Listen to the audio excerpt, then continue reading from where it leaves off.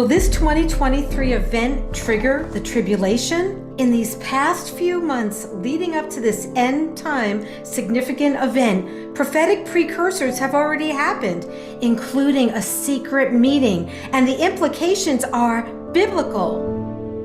Many of you know that in 2022, over 1,000 worldwide religious leaders met on Mount Sinai for the 10 climate commandments. But few people realize there was a secret meeting that took place the night before. But more on that in a moment, and information about a global peace covenant that most people have not heard about. What you may not know is that 7 years before the Mount Sinai gathering, on June 17th, 2015, Pope Francis first announced the Climate 10 Commandments, calling for a change in our lifestyles, and as he said, to stop the disturbing warming of our planet.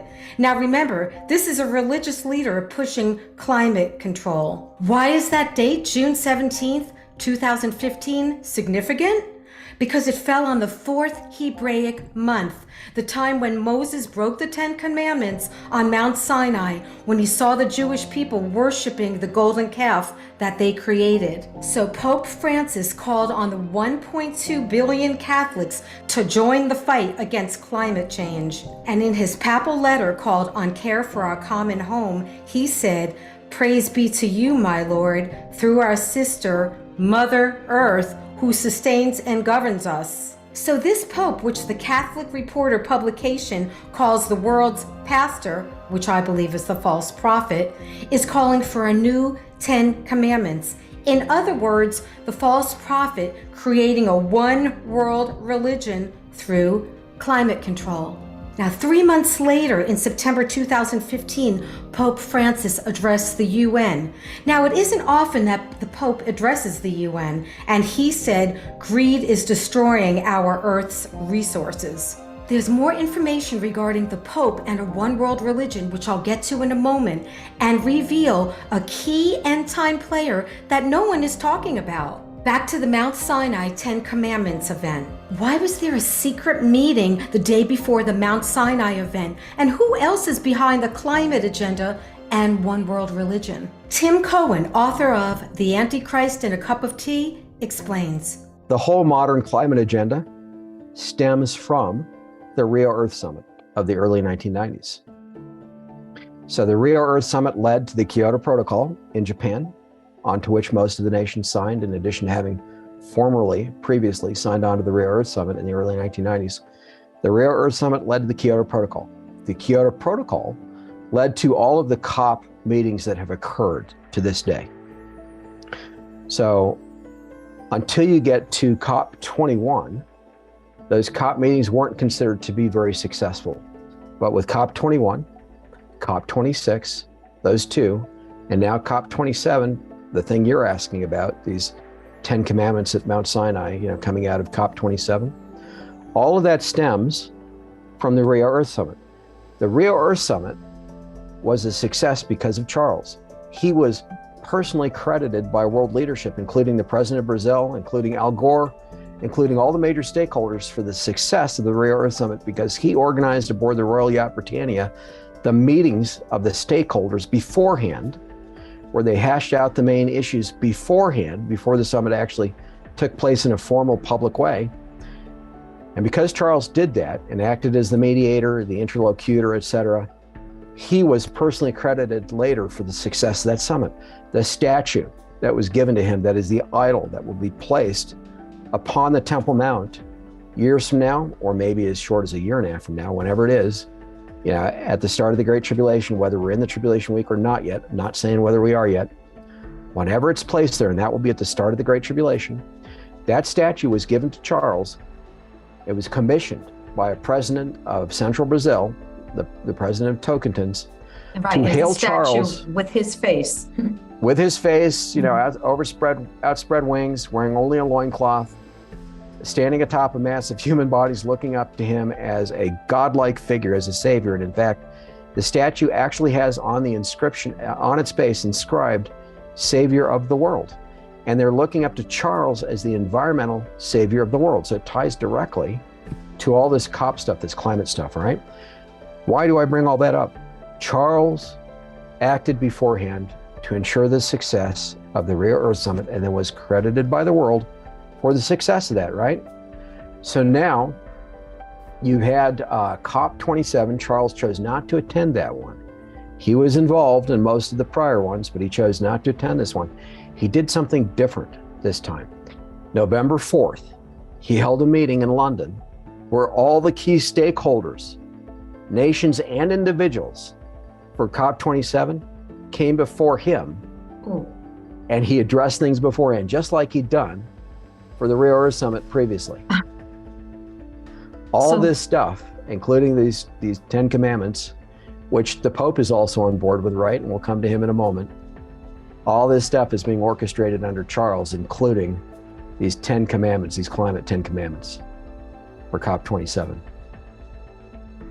Wow. November 4th, look it up. Oh my goodness, yeah. Okay, here we go again. He had Behind a the meeting. scenes, and people didn't know about it, really.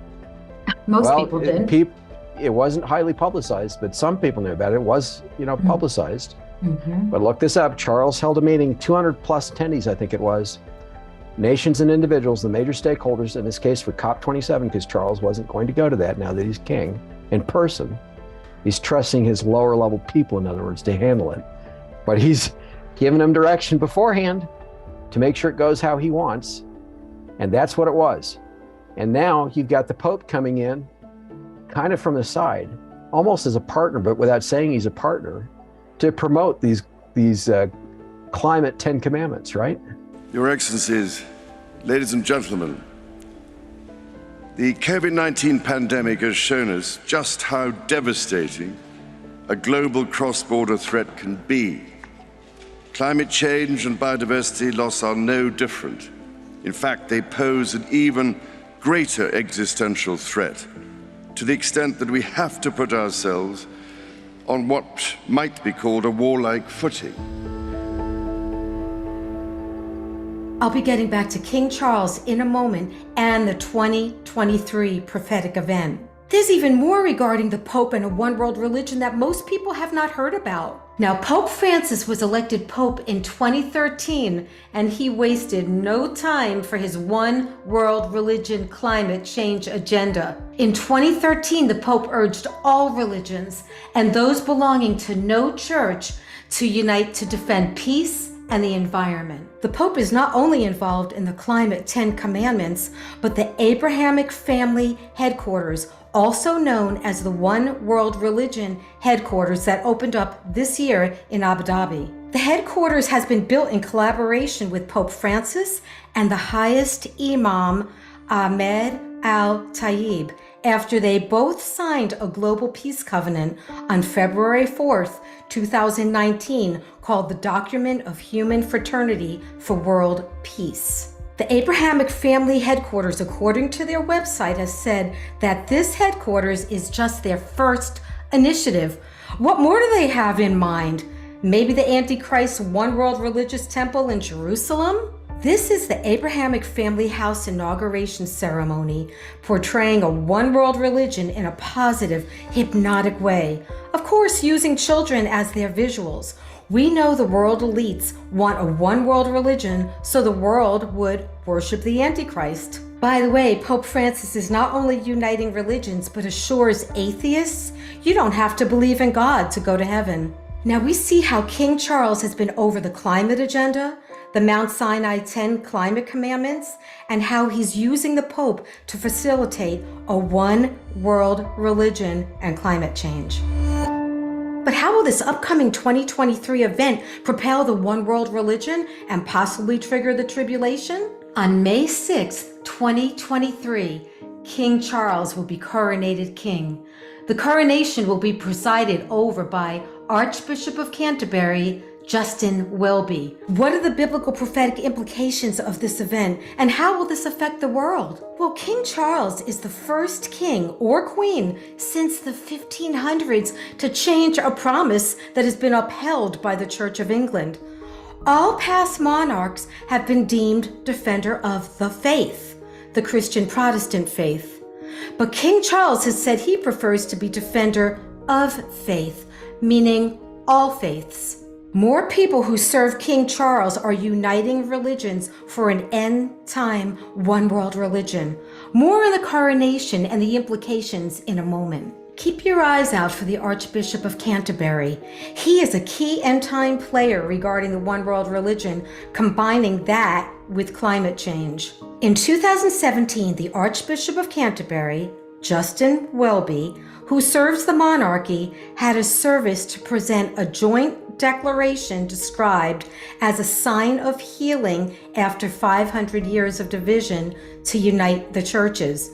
It was signed by the Roman Catholic Church and global Protestants. Welby called the Reformation a dark period in the church. He is not only pushing to unite the faiths, but pushing climate change as the mechanism. September 2021, the Associated Press reported the world's top Christian leaders, the Archbishop of Canterbury, Pope Francis, and the spiritual leader of Orthodox Christians issued a joint appeal for delegates at the upcoming UN Climate Summit to listen to the cry of the earth and make sacrifices to save the planet. Now, February 2022, the Archbishop addressed King Charles and he said, "Climate change has become our greatest threat of our times. And at home, the Church of England maintains an ambitious but necessary net zero carbon by 2030 as its objective. Churches care for the natural environment and their local communities. Christians are working together to protect the planet." See how the climate agenda is forming a one world religion. Now, he is one of King Charles' puppets for the one world religion. Even as far back as 2006, King Charles made known that he wanted a multi-faith coronation, unlike all the other monarchies of the past. In a recent Reader's Digest article, he said he may stick to the traditional wording when he's crowned, but that won't stop him from promoting interfaith dialogue. He also said the future surely lies in rediscovering the universal truths that dwell at the heart of these religions. How will they unite the religions? In King Charles' 2010 book, Harmony, it shows how he's combining the climate issue with religion. Charles issued a call for a sustainability revolution to reverse environmental threats to the planet, which he blamed in part on the spiritual dimension to our existence being dangerously neglected during the modern era. In other words, religions need to help our climate, the earth. According to the Daily Mail, once King Charles is coronated, one change in the monarchy will be King Charles addressing climate change. King Charles will be leveraging his position. According to Vox, Charles will be using the monarchy's soft power and global connections to advocate for sustainability. What other changes that can we expect from the monarchy that will propel the tribulation? Will this monarchy have more power globally than ever before? Watch this short excerpt on how King Charles III is expected to change the monarchy. In the coming years, the king is expected to actively address climate change, according to the Daily Mail. He does have very clear feelings, particularly about things like the environment, for example, about architecture, etc. In 2021, he spoke at the COP26 climate summit in Glasgow, imploring world leaders to find practical ways of overcoming differences in order to, quote, rescue this precious planet. King Charles has even commented on his history of environmental activism in a 2021 TV interview. He said, "Why do you think I've done all this for all these years? Because I'm minded about, and always have done, the next generation." According to Vox, Charles will use the monarchy's soft power and global connections to advocate for sustainability. As explained by historian Ed Owens, he's very much trying to create a new global platform for the British monarchy. In reading the news from the UK and tweets from the UK, people are fearful that King Charles is on the side of the World Economic Forum and not on the side of the people. The monarchy is supposed to be politically neutral, which King Charles is not. Nigel Farage said he promised us as king he would not get involved in politics. This is a huge change for the monarchy. Now remember, King Charles started the Great Reset, which is really a one-world religion centered around the environment, where we own nothing and we're supposed to be happy. Now that King Charles is king, how much wealth is at his disposal? Tim Cohen explains. He now has the wealth of the crown at his disposal. In other words, it's directly at his disposal. When we read in various articles and magazines, where people are speculating or trying to calculate what the wealth is of the crown, or now under Charles, or now the wealth supposedly of Charles as king. In the past, they would have said of the Queen it was about 11 billion, roughly. And then they ratcheted that up to 20-some billion, and now more recently, 40 to 50 billion, in that range. That's what you'll read publicly as the wealth of the crown. That's actually not correct. All the nations of the British Commonwealth, specifically the subset of them that recognize the British monarchy as their monarchy, technically, in those nations, the monarchy actually owns all of the land. All that land is leased, technically, to the peoples of those nations. So in other words, all of Canada's land and resources, natural resources, all of Australia's, all of New Zealand's, etc., actually belongs to the crown. Oh. And if you look at it from that perspective, and we're talking a sixth of the world's surface, roughly. I don't know exactly what it is off the top of my head. I have a more precise thing in the chapter, and there's actually a book someone wrote on this topic. I referenced it in that chapter, wrote a long time ago, who knows nothing at all about Charles being the Antichrist or anything like that, just about the real wealth of the crown. But it's actually in the tens of trillions with a T. I'm simply saying technically, he's a multi-trillionaire right now by virtue of the crown, which means if you combine the wealth of every other wealthy person on the planet, all of them combined, all of them, even then, the crown is exponentially, in other words, multiple times, maybe not exponentially, that might be an exaggeration, but several times wealthier than they all are combined. So we see that King Charles is going to push even harder the Great Reset, climate change, and a one world religion, which is described in the Tribulation in the book of Revelation. The one world religion is nothing new.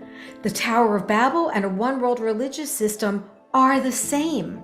The intent was and is to unite language and mindset so the Antichrist could use the false prophet as a vehicle for the one world religion. Genesis 11:1-4 says, "Now the whole earth had one language and one speech.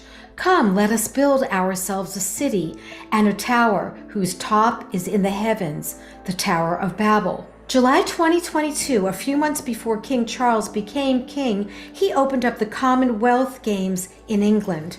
The elites always let you know their intentions through movies, through shows. I don't think it's by chance that this show portrayed the rebuilding of the Tower of Babel, the one world religion, and worship of the bull and slavery. Watch the footage from the Commonwealth Games.